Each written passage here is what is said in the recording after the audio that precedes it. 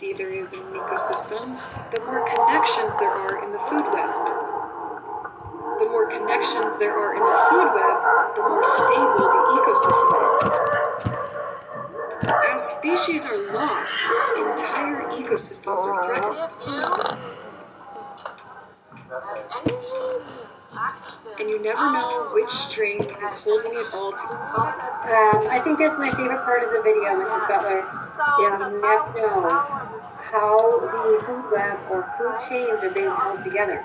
One thing leads into another. Yeah, right? absolutely.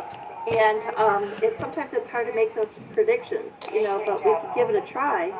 But it's hard to make the prediction how you're not things looking will up work there. out. Especially if one thing Come on, look at the screen. all of a sudden there's one organism that's missing from that food chain or food web.